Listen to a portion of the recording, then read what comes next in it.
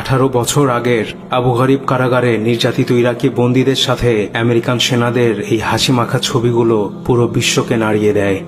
সেনাদের বিকৃত যৌন নিপীড়ন ও নির্যাতনের ছবিগুলোর মাধ্যমে কথিত সন্ত্রাসের বিরুদ্ধে যুদ্ধের আড়ালে আমেরিকার সাম্রাজ্যবাদী চেহারা পুরো বিশ্বের সামনে উন্মোচিত হয়।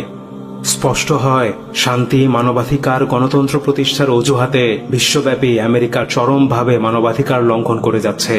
American people are just as appalled at what they have seen on TV as the Iraqi citizens have. The Iraqi citizens must understand that, and therefore there will be a full investigation and justice will be served. কিন্তু আসলেই কি ন্যায় বিচার করা হয়েছিল?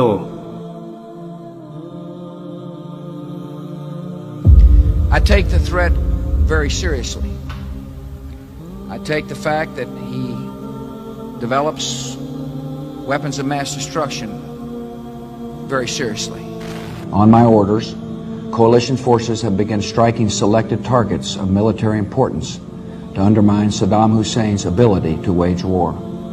A report has just come out showing that our invasion of Iraq left 1 million Iraqis dead. I think the Americans knew that he didn't have these weapons. Certainly in the Pentagon they knew, and they didn't tell us.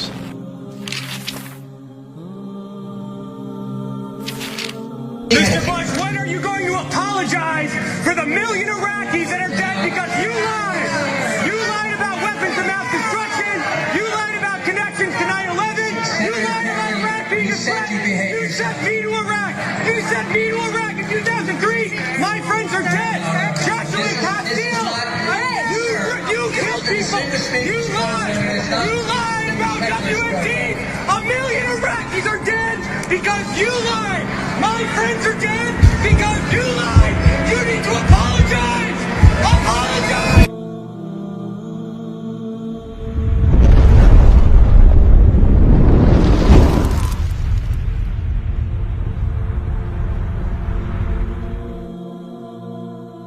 নারী স্বাধীনতা, মানবাধিকার, ব্যক্তি স্বাধীনতা, গণতন্ত্র ফেরি করে বেড়ায় সেকুলারিজমের poster বয় America. গণবিধ্বংসী অস্ত্রের মিথ্যা তথ্য দিয়ে একটি স্বাধীন দেশ ইরাকে আগ্রাসন চালায় তারা 2003 সালে। মার্কিন আগ্রাসনের পর ইরাকের আবু গরিব কারাগার বন্দী ইরাকিদের জন্য মার্কিন সেনাবাহিনীর আটক কেন্দ্রে পরিণত হয়। 2004 সালের রেড ক্রসের এক প্রতিবেদনে বলা হয় যে মার্কিনীরা প্রায় 70 থেকে 90% বন্দীকেই ভুলবশত আটক করে, যাদের মধ্যে বেশিরভাগই ছিল নিরপরাধ মহিলা ও কিশোর। 2004 সালের জানুয়ারিতে মার্কিন সামরিক police officer Joseph derby Abu গরিবের বন্দী নির্যাতনের বিষয়টি ফাঁস করে।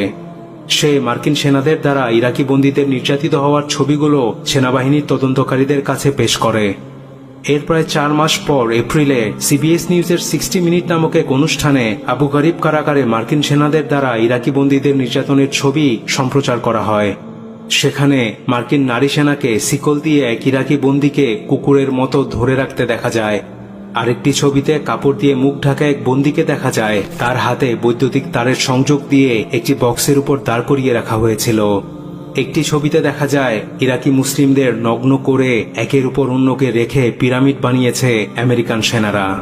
এই ছবিগুলোর প্রতিক্রিয়া জানিয়ে প্রতিরক্ষা সচিব ডোনাল্ড রামসফেল্ড বলে, In recent months we've seen abuses here under our responsibility, and it's been a body blow for all of us. But it doesn't represent America. It doesn't represent American values. It doesn't represent the values of you, each of you here in this room.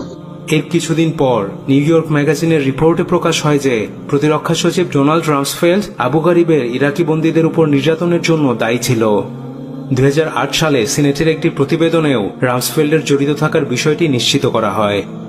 2004 সালের 30 April মার্কিন সেনাবাহিনীর একটি প্রতিবেদনে বলা হয় 2003 সালের October থেকে ডিসেম্বরের মধ্যে আবু গরিব কারাগারে ইরাকের বন্দী নির্যাতনের অসংখ্য ঘটনা ঘটে। প্রতিবেদনে কিভাবে ইরাকি বন্দীদের মারধর ও যৌন নির্যাতন করা হতো, তাদের অপমানিত করা হতো, সে বিষয়ে বিস্তারিতভাবে বর্ণনা করা হয়। ولم يرحموا فينا أحد لا صغير ولا كبير. أثناء التحقيق الأول تم رفعي بسلاسل من أقدامي التي لا زالت آثارها، إذا أقدر يعني أشوفك الآثار. هذا الأثر سلاسل حديد تم تكبيلي بها ورفعي بالمقلوب، يعني رأسي إلى أسفل وأرجلي إلى فوق. وهذه الصفحة الأخرى أيضا، هذه كانت سلسلة حديدية كلبشة بالمعنى العامي مربوط بها، وسلسلة مربوط بحبل ومعلق بالمقلوب. طرق التعذيب عن طريق الكلاب البوليسية، عن طريق التعرية الجسدية، عن طريق النتل بالكهرباء، عن طريق ربط الإنسان من أماكن لا يستطيع التحمل أن يربط بها. تم نقلي إلى سجن أبو غريب في بداية عام 2004 باليوم الأول من الشهر الأول لعام 2004. يعني أسلوب من أساليبهم أنه القبض التناسلي للرجل يلفون عليه حبل ويجروه هيك مثل عملية الخنق. شنو الغاية من عندها؟ شنو هاي الأبرة تضربون إياها اللي أنا هسه حاليا حتى أطفال ما يصيرون عندي؟ وفوجئت بالاعتقال، وبالفعل بعد يومين نقلت إلى سجن أبو غريب. يقولون علي يضعون البندقية بأماكن حساسة بالجسم، وبالإضافة إلى الضرب. وكنت أسمع في استغاثات ناس تستغيث من تعذيب أو من ضرب ونباح كلاب. بدت مراحل تعذيب 4 مراحل. سوينا على شكل سطر وجهنا على الحائط، وخلونا تقريبا بال10 دقائق نلعب أمرونه، يعني مو خلونا بال10 دقائق نلعب بالقضيب. فكل ما يمري يجيب يدك يخليها على القضيب، احنا نوخرها فيضرب بالبساطيل وعلى الوجه ويكض راسه ويطق على الحائط. فاضطرينا نكض القضيب ونحرك به. دامت هاي الشغله تقريبا ربع ساعه. بالاخير سوينا على شغله هرم 4 ب2 ب1. ايش قد حاولوا ينجحون هذا الهرم ما قدروا. كل ما يخلونا نوقع، كل ما يخلونا نوقع يشوفنا ويخلونا، كل ما يخلونا نوقع। কিন্তু আবু গরিবের অনেক বিকৃত কাহিনী এখনো অপ্রকাশিতই রয়ে গেছে, কারণ সেখান থেকে মুক্তি পাওয়া অনেকেই মার্কিনীদের প্রতিশোধের কবল থেকে বাঁচতে ও তাদের দ্বারা লাঞ্ছিত হবার ভয়ে কোনো কথা বলেনি। আবু গরিবের সাবেক বন্দীরা বলেছেন তারা প্রতি রাতেই ইরাকি নারীদের ধর্ষিত হতে শুনেছেন, কিন্তু খুব কম নারী এই ব্যাপারে তাদের মুখ খুলেছেন। মাত্র 11 জন মার্কিন সেনাকে আবু গরিবে তাদের অপরাধের জন্য দোষী সাব্যস্ত করা হয়, কিন্তু জড়িত আরও অনেককেই অভিযুক্ত করাই হয়নি, বরং তাদের মৃত্যু তিরস্কার করে ছেড়ে দেওয়া হয়। এই ঘটনার 2 বছর পর 2006 সালে কারাগারটি ইরাকি কর্তৃপক্ষের কাছে স্থানান্তর করা হয়। 8 বছর পর এটি বন্ধ করে দেওয়া হয়। 2013 সালে আবু গরিব কারাগারে বন্দীদের নির্যাতন করার জন্য দায়ী একটি মার্কিন বেসরকারি ঠিকাদার সংস্থা 71 জন প্রাক্তন বন্দীকে $5.28 মিলিয়ন ক্ষতিপূরণ প্রদান করে, কিন্তু এই অর্থ মার্কিন যুক্তরাষ্ট্রে অনুরূপ হামলার তুলনায় খুবই সামান্য।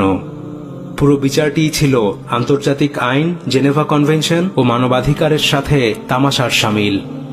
সেকুলারিজমের পোস্টার বয় আমেরিকার ধর্মই এটি। মত প্রকাশের স্বাধীনতা, মানবাধিকার, ব্যক্তি স্বাধীনতার বুলি আউড়িয়ে তারা অন্যদের ব্যক্তি স্বাধীনতা, মানবাধিকার, মত প্রকাশের স্বাধীনতা কেড়ে নেয়। নিজেদের জীবন দর্শন অন্যদের উপর জোর করে চাপিয়ে দেয়। সেকুলারিজমের ফেরিওয়ালারা ইসলামের উপর সন্ত্রাসবাদ, হত্যাযজ্ঞ, রক্তপাতের অপবাদ দেয়, অথচ তাদের হাতেই কোটি কোটি মানুষের রক্তে রাঙানো